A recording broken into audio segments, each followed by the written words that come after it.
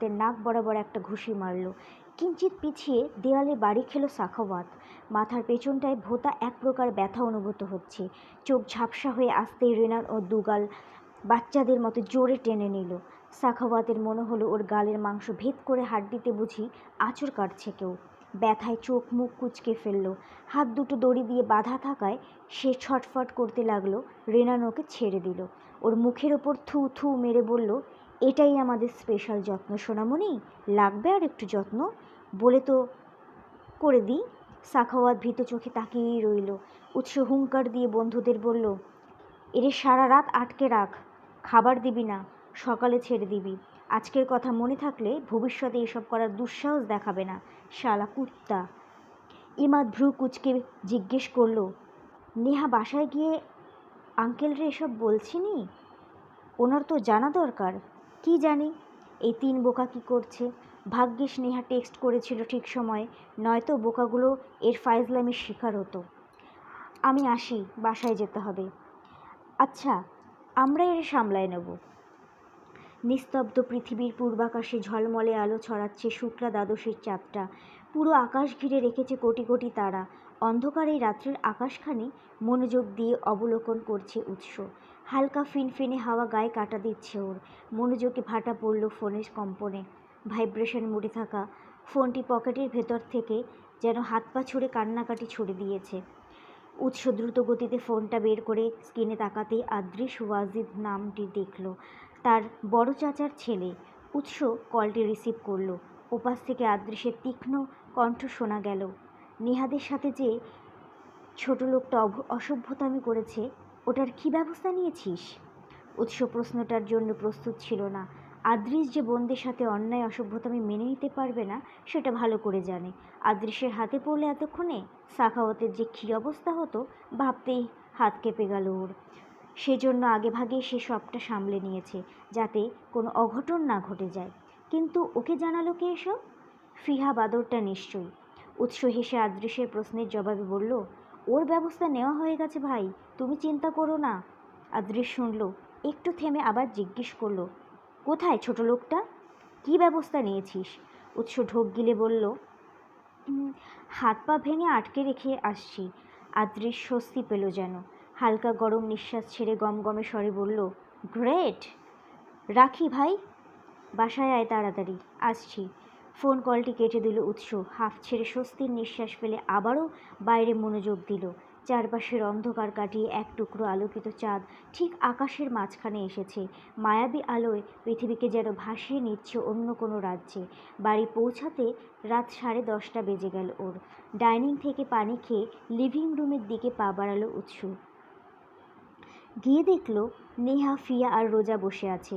তিনজনের মাথা নিচু, দৃষ্টি কার্পেটের ওপর। আদ্রিস ভলিউম কমিয়ে টিভি ছেড়ে রেখেছে, কিন্তু কিছুই দেখছে না।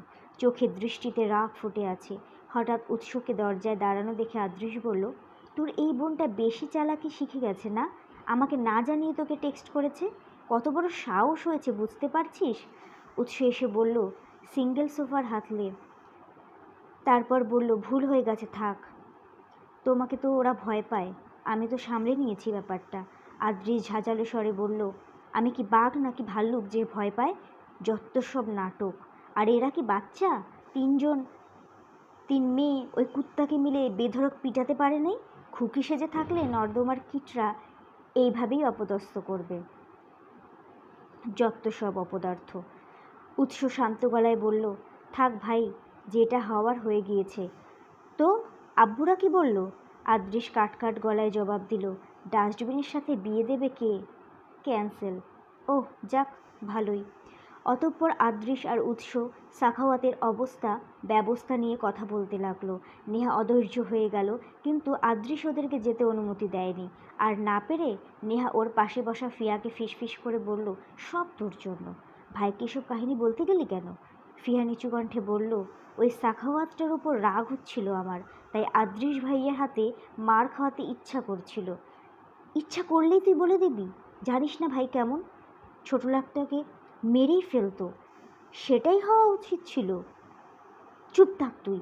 ফিয়া মুখ কালো করে বলল, ভালো করেছি বলে দিয়েছি। ওদের ফিসফিসানি রোজার কানেও পৌঁছলো। সে ভীতগ্রস্ত হয়ে বসে আছে সোফার এক কোণে। আদৃশকে সে অজানা ভয় পাচ্ছে। লোকটার সামনে প্রচণ্ড অস্বস্তি বোধ করে সে। আধ ঘন্টা যাবৎ ওর সামনে বসে আছে, ভাবতেই ঘেমে উঠল সে। এত শাসন করে বোনদের কেউ, তাও আবার চাচাতো বোনদের। নেহা ফিয়া দুজনেই ভয় নিয়ে বসে আছে, তবে ওদের মধ্যে ফিয়া আদৃশকে একটু কমই ভয় পায়। রোজা এবার নেহার দিকে চেপে বসে কানে কানে বলল, এই লোকটা এত কড়া কেন আপু? আমার ভয় করছে, যদি চড় মেরে দেয়। আমাকে যাওয়ার সুযোগ করে দাও প্লিজ, মাথা ব্যথা হয়ে যাচ্ছে আমার। ঘুম পেড়ে চলে যা, ফিয়া বলল। রোজা খানিকক্ষণ ইতস্তত হয়ে উঠে দাঁড়ালো। দুই ভাইয়ের মনোযোগ ওদের দিকে নেই। রোজা ধীর পায়ে দরজা পেরোতেই গেলেই আদৃশ পিছন থেকে রাগী স্বরে বলে, এই মেয়ে, এই, তোমাকে যাওয়ার পারমিশন কে দিয়েছে? চুপচাপ এখানে বসে থাকো, তোমার সাথে হিসাব নিকাশ বাকি আছে আমার। রোজা চমকে উঠল। আদৃশের ধমকি শুনে চুপচাপ নেহার পাশে গিয়ে বসলো। নেহাও অসহায় চোখে তাকালো। ভাইয়ের মাথায় কি চলছে সেটা উৎসও বুঝতে পারল না। রোজার চেহারা রক্তশূন্য। ওর সাথে এই জমদূতটার কী সে হিসাব নিকাশ? ও তো ভালো করে চেনেই না আদৃশকে, শুধু জানে নেহার বড় চাচার ছেলে। সাখাওয়াতের সাথে রোজা যে জোর গলায় কথা বলছে, এজন্য ওকে চড়থাপ্পড় মারবে নাকি? অনুভবে তুই পর্ব 1-এ। বাস্তবিক ঘটনা নয় এটা, তবে বাস্তব কল্পনার সংমিশ্রণ। শুধুমাত্র গল্প হিসেবে উপভোগ করুন। কোনো রকমের হার্ট করে ফেললে কমেন্ট করবেন না। ভুলগুলো ধরিয়ে দিলে শুধরে নেওয়ার চেষ্টা করব আমি। বর্ণনা বেশি হয়ে যাওয়ার জন্য আমি অনেক দুঃখিত। নমস্কার। গল্প পাঠে আমি প্রিয়া। ভালো লাগলে লাইক, কমেন্ট ও শেয়ার করবেন এবং রোজ নিত্য নতুন গল্প পাওয়ার জন্য বেল আইকন টিপে সাবস্ক্রাইব করে রাখবেন।